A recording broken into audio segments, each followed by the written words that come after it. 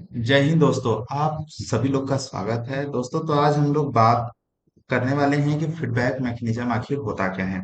तो दोस्तों, जैसा कि हम लोग बात कर रहे हैं कि फीडबैक मैकेनिज्म, कि जैसे अगर मान लो फीडबैक मैकेनिज्म को हम सिंपली ऐसे समझते हैं कि जैसे हम कोई काम किए, अगर मान लो किसी क्लास में अगर हम लेक्चर दे रहे हैं, ठीक है, लेक्चर दिए या फिर किसी को कुछ अच्छा बात बताएं, तो हम लोग पूछते हैं कि बताइए कि फीडबैक मैकेनिज्म फीडबैक क्या है, कि आप क्या कहना चाहते हैं, जो मैंने बताया उसके बारे में आप क्या बताना चाहते हैं, चीजें आपको समझ में आई या नहीं आई।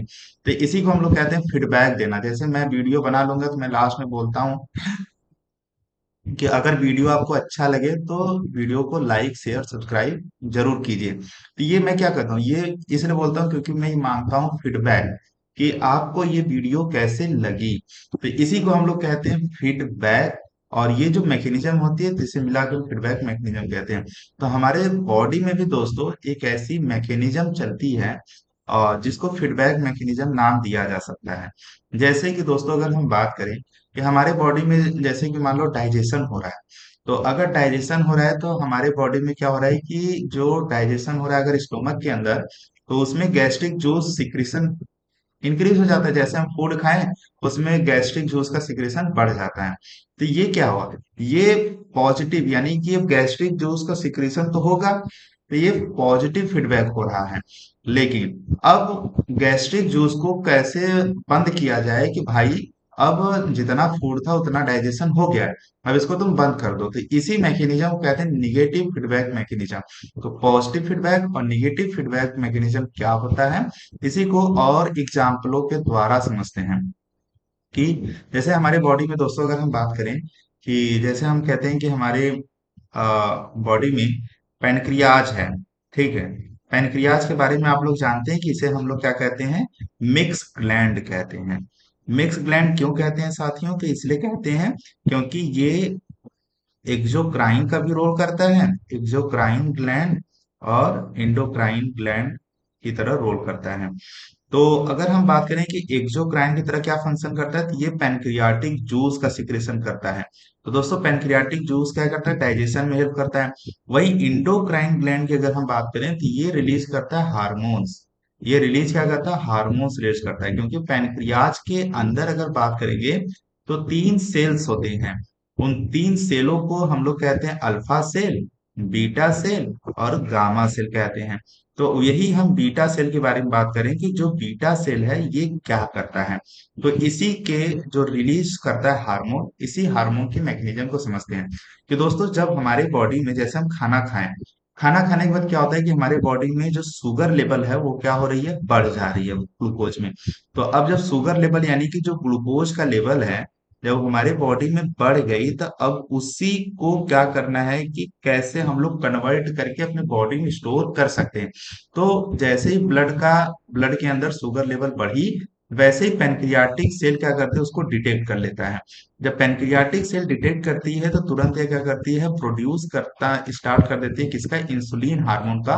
और ये इंसुलिन हार्मोन क्या करता है दोस्तों, तो हमारे बॉडी में जो ग्लूकोज होते हैं उनको ग्लाइकोजन के अंदर कन्वर्ट कर देता है।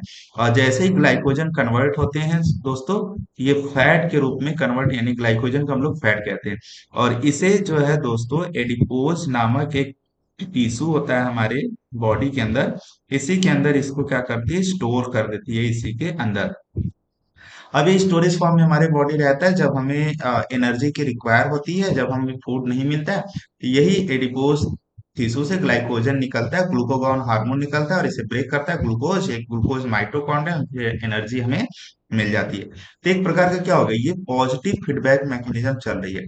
तो अब हमारी पैनक्रियाज तो ये काम की ग्लूकोज लेवल को ग्लाइकोजन में कन्वर्ट कर दे। लेकिन अब जब काम करने के बाद, अब अगर हमारे बॉडी के अंदर जब ग्लूकोज का मात्रा कम हो गया, यानी कि जब ग्लूकोज का लेवल कम हो गया दोस्तों, तो पैनक्रियाज को कहा जाता है कि भाई, पैनक्रियाज डिटेक्ट करता है, बोलता है क्या, कि जो प्रोडक्शन कर रहे हो इंसुलिन का उसको घटा दो। तो पैनक्रियाज क्या करता है, रिड्यूस कर देता है प्रोडक्शन इंसुलिन का, जिससे ग्लूकोज का कन्वर्जन ग्लाइकोजन में भी क्या होता है दोस्तों, रुक जाता है। तो जैसे ही रुक जाता है तो इसका मतलब क्या है? ये निगेटिव फीडबैक हो गया। निगेटिव फीडबैक का मतलब अब पेनक्रियाज को बोला जा रहा है भाई अब काम मत करो, ठीक है? तो काम करना बंद कर दे रहा है। तो काम करना बंद करना दैट मीन्स निगेटिव फीडबैक। काम करना स्टार्ट करना that means positive feedback mechanism. वैसे ही मेंस्ट्रुअल साइकिल में होती है, फीमेल के बॉडी में एक ऐसा साइकिल चलती है जिसे हम लोग कहते हैं मेंस्ट्रुअल साइकिल। तो दोस्तों, मेंस्ट्रुअल साइकिल के अंदर क्या होता है कि जब हाइपोथैलेमस से जब हार्मोन रिलीज करते हैं एफएसएच और एलएच, तो वहां पे भी ये कंट्रोल चलता है कि एफएसएच को कहा जाता है कि सिक्रीशन बढ़ा दो प्रोजेस्टेरॉन का, और एलएच को कहा जाता है एस्ट्रोजन का लेवल बढ़ा दो। ठीक है, तो ये दोनों क्या कर रहे हैं? पॉजिटिव फीडबैक कर रहे हैं।